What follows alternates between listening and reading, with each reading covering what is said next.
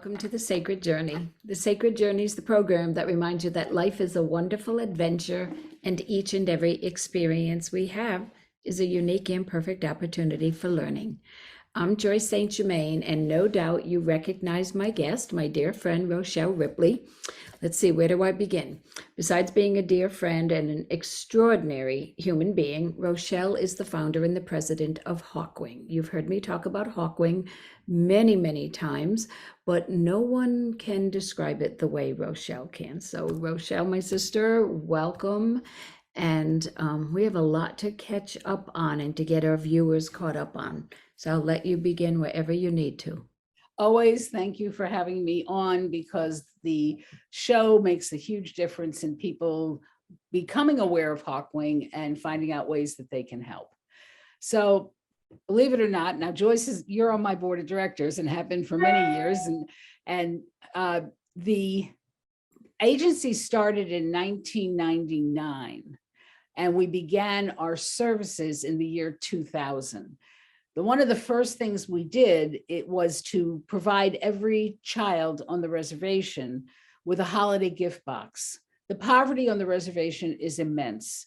Not only is the poverty immense, but the conditions on the reservation are very challenging. They had their first ice storm yesterday, and we're talking, early November, and they already had to close schools for an ice storm. So the challenges are huge out there. And we thought, well, if we could at least provide each child with a gift box, that would give them a little joy or a little extra joy at the time. So we started with a certain number of kids, which was 600 in the first year. And now we serve every young person from birth through age 18 on the reservation. Last year, we did 2,600 children, and this year we will do approximately the same amount. And they get from us a variety of different things that provide all kinds of needed products, but also some fun things. So last year, because of the pandemic, we were limited in what we could do. Hawkwing was actually closed for the last half of 2000 and the first three quarters of 21. So we missed a lot of opportunities to connect with people. We missed a lot of opportunities to do fundraising. So we're really happy that we were able to get the gifts out. The volunteers took it over and they did it, which was great. And the schools are now distributing, which is wonderful. We used to go through this whole procedure where everybody had to come and pick up their individual family boxes. And some people don't have cars, or they have to drive 2 hours to get to the central location. So now the schools pick up all the boxes for their kids. Head Start takes the younger kids, and the infant toddler program picks it up for the toddlers and infants. And it went like clockwork last year. It was so smooth and so good. The schools were thrilled. The kids were thrilled, the parents were thrilled, and we were thrilled. So I take that as a 4-time winner. Yeah, and we're talking about the Cheyenne River Reservation. Correct. We're talking about the Cheyenne River Lakota Sioux Indian Reservation in South Dakota. It is located in the northern tier in the center of the state. If you want an image of it, it is literally the size and shape of the state of Connecticut to within 1 acre. They even have the little bulge of Fairfield County, only that is the Cherry Creek area, the Bridger area, and that is literally the counterpart of Fairfield County in Greenwich. It is the poorest place on the reservation, and the reservation is one of the 5 poorest places in America, not just native places, any place. So you're talking a contrast between people who've been blessed with great riches versus people who are grateful for a sweater for their child. And so that contrast has always been very powerful to me, that we could assist in this way. Yeah, and when we reach our viewers and friends and whatever kind of outreach we can do, so many people say, I'm so blessed. I have so many blessings. My family is so fortunate. We're so grateful. So this is a wonderful chance to support a group that you might not have known about or might not have thought about. And there are far fewer things happening in person. Office parties, Many people have continued to work remotely, and that's how their companies are restructuring. So that means there aren't gatherings, there aren't as many things, and people are doing it by choice too, just out of an abundance of caution. So I just want to throw this thought out there. If your company usually spends $1,000, which is nothing to a corporation, on a holiday party, or if you normally each do gift exchanges of $20 for a mug or a box of chocolates, what a wonderful shift it could be to have a collective awareness and to do something kind of en masse of Yeah. support for Hawkwing. And a lot of corporations will match your charitable gift. True. So Yeah. yes, so that's a way. If you donated $25, it becomes $50. You get a tax deduction. We are a certified federal nonprofit, so you get a tax deduction. We send you the documentation for that. And if I wanted to make a gift to Joyce for the holidays, I could do that to Hawkwing, and if I wasn't the president of Hawkwing, and then Hawkwing would send a receipt saying a gift was made in Joyce St. Germain's name to Hawkwing. So you can give a gift and get acknowledgement that you can then give to your friend, showing what you did for them. And so there's a lot of interconnections we can do around those things. We have availability to help through our PayPal account on our website, which, while that's why I'm raising it, I may as well say it. It's www.hawkwing, hawkwing.org. Think of a hawk, the bird, and a wing. We only gave it one wing, but that's okay. It's flying fine. So. And I've seen these donations in action. I can't even count how many times I've been to the reservation, and just in the period of time that I've seen it, I've seen the food bank get set up. Yeah. I've seen youth develop some skills that they can perhaps then apply on their own when they get older. I've seen the elders' homes get repaired. I've seen ramps get built in conjunction with the veterans. I've seen a youth center get built and stocked, and I know I'm not even thinking of all of them, but it's really nice to hear exactly what, besides daily needs have to get taken care of, but there were some long-term things. We went to the school and every child had some exposure and an experience with yoga, with mindfulness, with tapping. We bring professionals out there that are highly trained, but we have to keep a distance right now because they're still struggling with COVID. So right now our bodies can't be there, but our support can be. Correct. We also, one of the projects I always remind people of was the Beds for Elders program. Oh, yeah. My grandmother was Lakota, and I loved my grandma above everybody else in the entire world. She was my heart, my soul, my sun, my moon. And I got to see her in the summer times because she lived in Indiana. She was not on the reservation. And when I was out, I think it was the second year, so 2001, maybe 2002, I met with the tribal attorney and I asked him, what were the three largest priorities on the reservation? And he said, well, the first is that we're losing our elders. They're the fluent speakers. They carry all the stories from time immemorial, and we would love to preserve some of their stories. And I smiled and thought, well, you're in the wrong ballpark with me on that one. and then I said, well, what's the second priority? And he said, well, most of our elders don't have beds. They sleep on the floor. And when I thought of my grandma, not to mention me as a grandma sleeping on the floor, it was beyond my comprehension. And that's common. Let's make sure that people understand that that's not a rarity. Correct. It's the norm. Yeah. If they get a bed, since many grandparents are raising their own grandchildren because the parental generation has a very high death rate due to accidents and many social ills and other things, then they give the bed to their grandchild. And so that becomes a whole other thing. And so when I heard that, to this day, 22 years later, I cannot tell you what the third item was. I froze in place at that statement. Came back, the board gathered, we said, what can we do? And we negotiated a deal with a United Way company called Good 360. And as a nonprofit, we can purchase items from them and get free items from them as well. So the purchase was through Tempur-Pedic. These were the top-notch mattresses. And then I went to Mattress Firm and they gave us the frames. And I'm not above begging.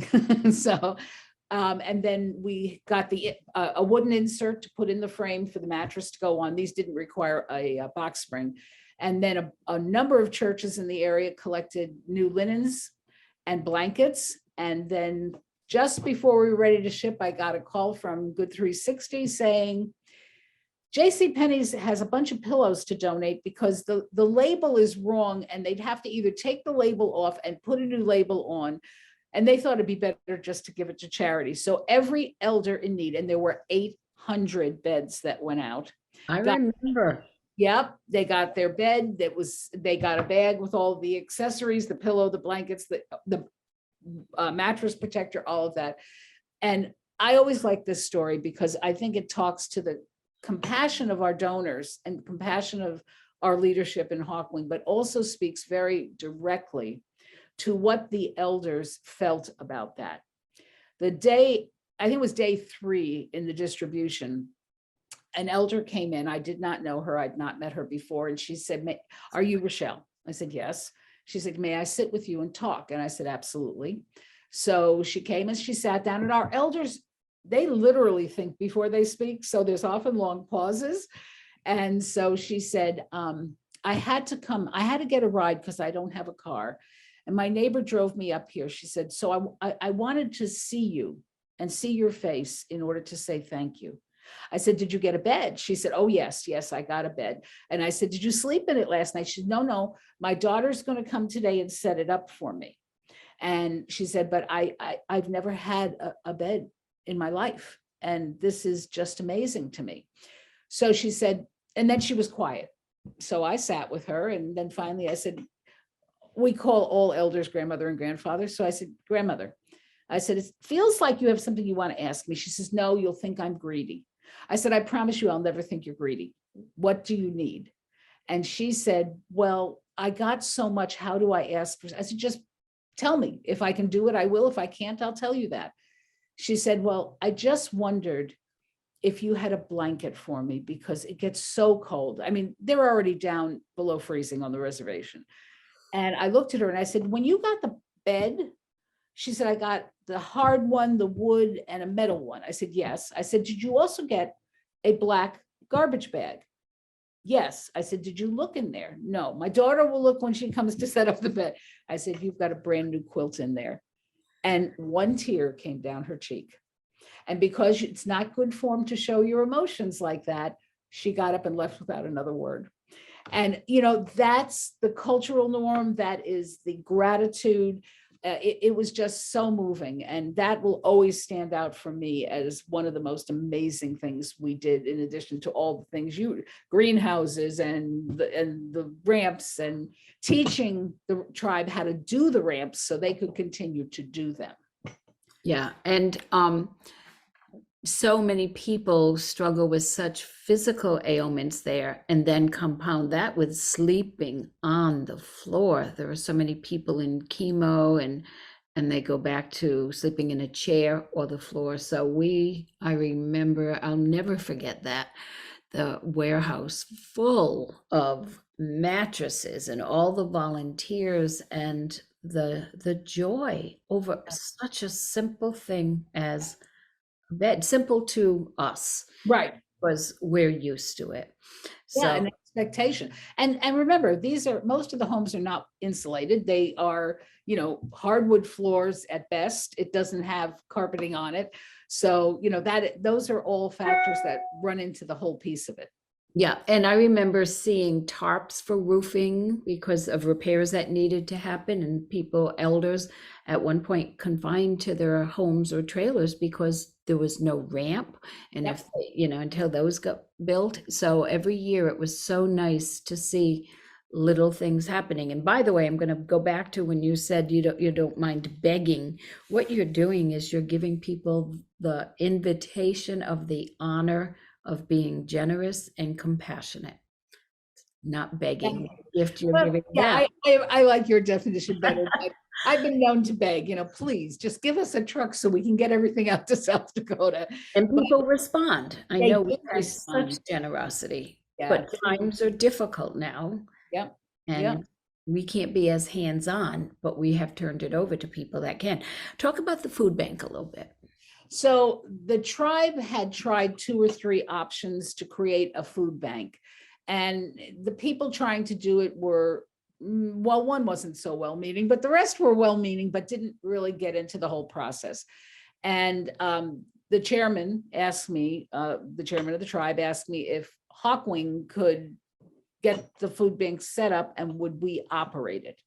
The veterans, and as an aside, the day we're taping this is Veterans Day, and Native American veterans are being honored all across the country because they are a dedicated group of men and women who have served nobly over the years, despite the history of Native America and America.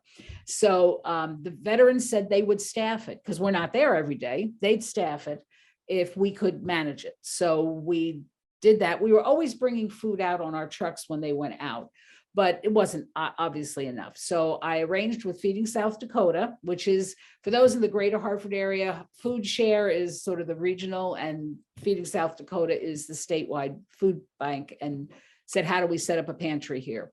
So that's probably been, I don't know, 9-10 years ago, maybe more.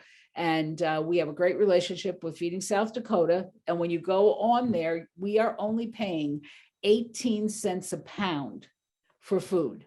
Amazing. So it's amazing. Yeah. And then there are things that are often free as well. So for example, the hunters in South Dakota, native and non-native, donate all their extra catch to the food bank. It's prepared and then they freeze it, and that's free because that's a donation from the hunters. So we can get venison, we can get quail, we get, there's another one that comes in periodically. It seems that pretty much the venison is the one that people want, and that costs us nothing. So we order, as the veterans call me and say, we need food, I say, great. And I'll go online. It's all online, which is great because some of the things have become easier with the online processes. And there's a menu, and I go through and order X number of pounds of this and X number of pounds of that, and they send me a bill and I pay it. And And how many locations? there's 2 now. One's a satellite in the Cherry Creek, the southwestern corner, but it all comes from the from the main food pantry. So that made a big difference. When we brought out some of the people you were referring to earlier, we've brought out dietitians, we've brought out naturopathic doctors. So they're learning at the same time what's better for them and what isn't. Now, like most food banks, I'm not going to tell you it's all great quality food. There's a lot of junk food in there, and like kids everywhere, the kids love it, but I shop carefully so that I'm hopefully getting the better quality. And they have several freezers at the food pantry and shelving, and they get it out. Now, they also have a separate program called Gifts for Elders. And so we signed up for that, and the elders get an extra box of food every month. So it's a wonderful, yeah, it's wonderful. We did start some greenhouses out there, and we now have a donor who grew up in South Dakota. He's not native. He grew up in South Dakota until he was about 10 or 12 years old. And food sufficiency and independence is very important to him. So he's going to start, well, he's already started providing funds for us to be able to expand that. And we're looking at getting a commercial greenhouse in every district so they can start the season early, because as you know, the season's very short out there. I mean, the growing season is very short. So we're going to be working on those things, and some people know how to can, some don't. So that's all going to be part of food independence that's coming up in the near future. Right. And we're hoping that someday we'll be able to go back out and be more hands-on. And I just want to make it clear that donations don't go to paying volunteers to get out there. Volunteers are that. We pay our own way. We take our own time. We do anything that we can to be supportive. We've had respiratory therapists, lactation specialists, yoga teacher, hypnotherapist, photography teacher, art teacher, Yep. all come and teach skills and self-care and things like that. I'm sure I'm missing from We some. had classroom teachers come out. We Oh, that's true. purchased through with the support of the Alpha Delta Kappa Teachers Sorority. We purchased a bookmobile. Yes. It's the size of an RV. It's not a small one. And that is now being operated under Head Start, but it's for everyone, adults and kids. And we always bring out extra books, but we order books when we need to, but that's given the size of the reservation and given the fact that many people live off of dirt roads in the hinterland, so to speak, that bookmobile goes around so that they have access to books. And that's a great one.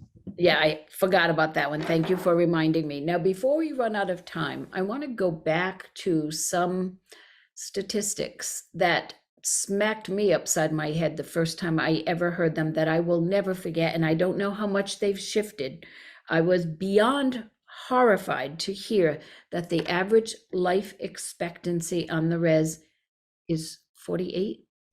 It's 48. It went up a little bit, but with COVID, it came down a little bit. Oh, of course. I would say 48 is still, the reasonable. When I got the local paper from the res today, it had 4 young people in their 20s that all died in the last 3 weeks. Yeah, because medical care isn't readily available. There are some traditions that might make people hesitant to accept allopathic medicine. There's lots of things, but I also remember the rate of diabetes is off the chart, suicide, depression, violence, domestic and other types. I can't even think. This is just off the top of my head. What am I missing? One of the people that you know well out, and I'm not going to use personal names for obvious reasons. One of the people who I'm godmother to his granddaughter, his son was murdered. Yeah. Not more than a quarter of a mile from his house. And leaving a young lady who had already lost her mother due to inadequate treatment, because natives, when they do go to the regular hospitals, are often at the bottom of the list. Yeah. And how far away is the regular hospital? They had to drive her 2.5 hours to get her there. So now she lost her dad. And blessedly, she has this unbelievably loving grandfather who has raised her. And so those kinds of things, I just got a call this week from one of the dear people that we know from the motel. You know her as well. Her son was attacked in Rapid City, which is about 2 hours away from the reservation, ICU. And then they discharged him from the ICU to go home to the reservation. They didn't even make it all the way home, where they had to stop at the walk-in clinic to get him medication for his pain. And she put out on Facebook, I really need a recliner for him. They told me not to let him, this is an adult man. They told me not to let him lay flat because of his head injuries. And so Jenny, my daughter, saw it and she called me, and within 2 hours we had ordered a recliner chair for him, and it was picked up the next day and he was in it. And this grown man burst into tears. And that's not why we do it. We don't want people crying, but that's one of the ways when you're talking about being remote and not being able to physically be there at this time, that, as soon as we hear of something, if it's a valid need, we're going to meet it, because that's really important. That's part of what we do. We've done that with wheelchairs, canes, walkers, things like that. And hard to believe we are out of time. All of the contact info for Hawkwing will be scrolling through or printed at the end of our show. I will have my website, thesacredjourney.biz, have a direct link and a direct connection to Hawkwing. And as things kind of unfold and shift, will you come back again and share?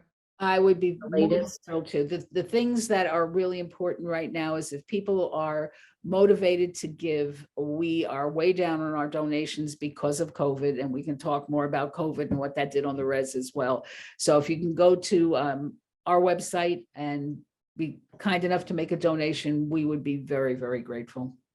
Okay. And as always, I know you're really open to helping educate people about what's going on. And I know you get asked sometimes to Zoom into groups, committees, Schools, yep. schools. So may I offer your services again and let people know Absolutely, they can contact absolutely. you? I'm not doing in person at this point, but the Zoom works pretty well. So I'm happy to do that because I think it's important for us to, as a nation, to start recognizing the difficulties that were launched, the horrors that were launched, and we don't want to go back to those times and beat that drum, but we do want to beat equity, equality, and assistance, because that's what's needed to bring our Native people up to a level of security that they deserve.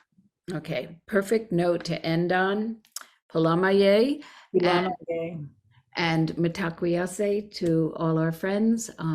Thank you for joining us on the Sacred Journey. We'll catch you next time.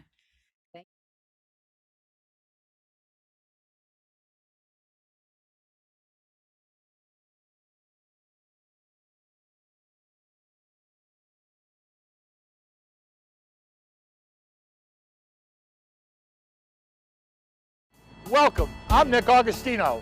I'd like to welcome you to the Clam Box, where we do seafood our way.